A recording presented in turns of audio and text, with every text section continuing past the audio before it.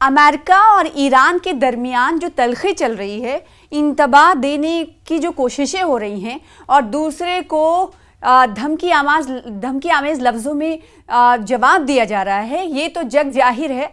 पूरी दुनिया इससे वाक़फ़ियत हासिल कर रही, यानी मोर्चा बंदी किस तरीके से ईरान कर रहा है और किस तरीके से अमेरिका के लहजे में नरमी आई है, ये तो सभी को पता है। लेकिन क्या आपको मालूम है कि इस वक्त ईरान में चल क्या रहा है?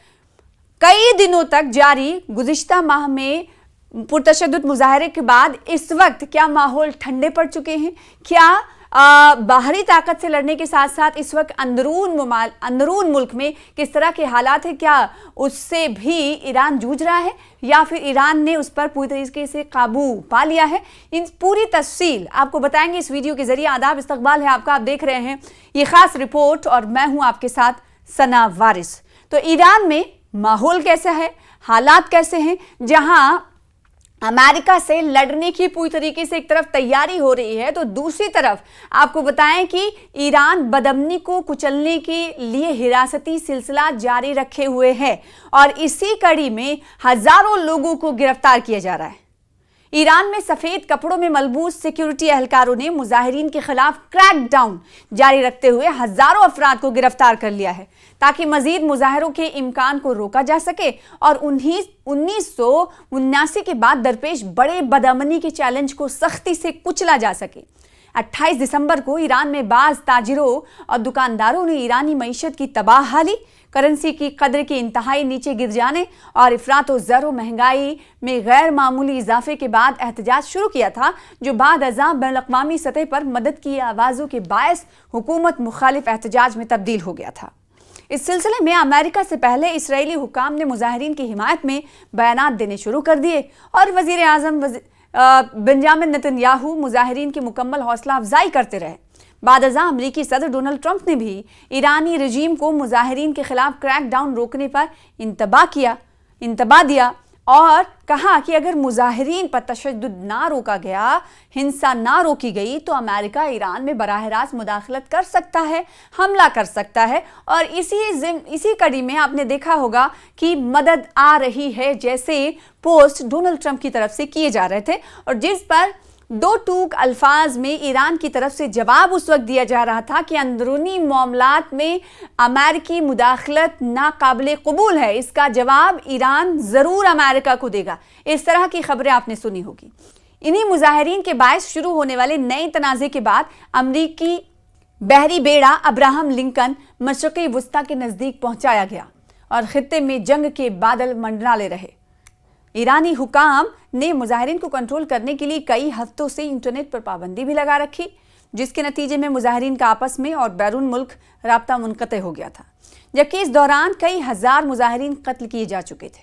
तेहरान ये इल्ज़ाम लगाता है कि मुजाहिरीन में कई मुसल्लह और दहशतगर्द गिरोह शामिल रहे जिनका इसराइल और अमेरिका के साथ ताल्लुक है और ये भी क्रैकडाउन के दौरान देखने को मिला, जिस दौरान ईरान की तरफ से ये दावा किया गया कि एहतजाजी मुजाहरे में शामिल मोसाद के एजेंट मिले और इसी तरीके से अमेरिका और इसराइल के कई खुफिया जासूसों को गिरफ्तार किया गया जो ईरान में तशद्दुद को फ़रोग देना चाहते थे।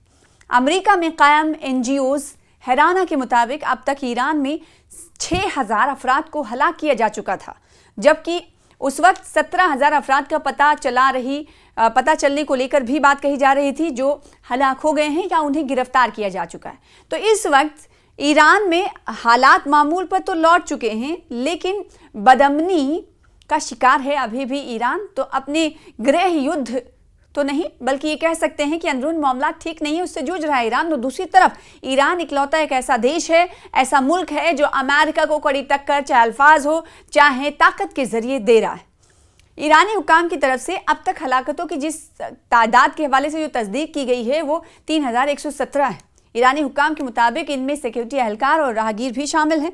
दूसरी जानिब यह भी कहा जा रहा है कि ईरान में जिन लोगों को गिरफ्तार किया गया है उन्हें खुफिया जेलों में रखा गया है। मशरिक़ वुस्ता में सदर ट्रंप ने कहा है कि अगर ईरान ने मुजाहिरीन के खिलाफ तशद्दुद जारी रखा था उस वक्त, तो ईरान पर बमबारी की जाएगी और ये बात उस वक्त अमेरिका की तरफ से कह दी गई थी कि ईरानी हुकाम इन गिरफ्तारियों से खौफ फैलाना चाहते हैं ताकि लोग सड़कों पर ना आ सकें। ईरान पर अमरीकी हमले के हवाले से उस वक्त तक गैर यकीनी की सूरत हाल पाई जा रही थी।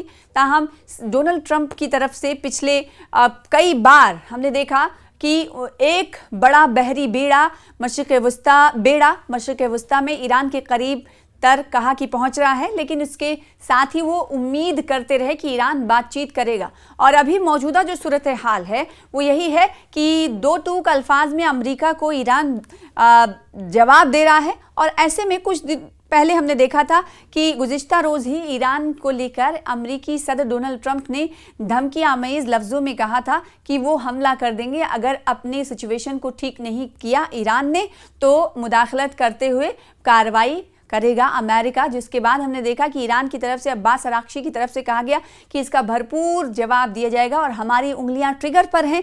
ऐसे में अमेरिका के जो रवैया था, अमेरिका के रवैये में नरमी आए। उसके बाद हमने देखा कि अमेरिकी सदर डोनाल्ड ट्रंप के जो अल्फाज हैं, जो बयान हैं, उसमें नरमी आई, क्योंकि उनकी तरफ से नरमी इसलिए हम कह रहे हैं क्योंकि उनकी तरफ से ये कहा गया कि हम बातचीत की मेज़ पर आना चाहते हैं और हम खुला ऑप्शन रख रहे हैं।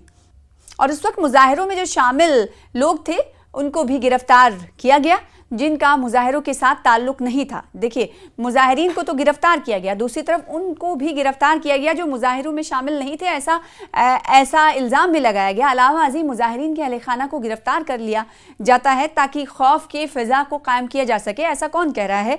ये बाहरी ताकतें कह रही। उधर ईरानी अदालती हुकाम ने इंतबाह दिया था कि जो भी शरपसंद सरकारी और निजी इमलाक को नुकसान पहुँचा रहे हैं और दहशतगर्दी के मुर्तकिब हो रहे हैं या मुसल्लह अफवाज के खिलाफ कार्रवाइयों में मुलव्विस हो रहे हैं या हुए थे, कानून के मुताबिक उन्हें सजाए मौत दी जा सकती है। और इस खबर की आलोचना आलमी सतह पर की गई थी, जिसके बाद ईरान और वज़ीर ख़ारजा की तरफ से अब्बास अराक्ची की तरफ से कहा गया था कि ऐसा हम नहीं करेंगे। यानी सजाए मौत के हवाले से जो बात सामने आई थी उसको लेकर ये कहा गया कि इस फैसले पर हम अमल दरामद नहीं करेंगे।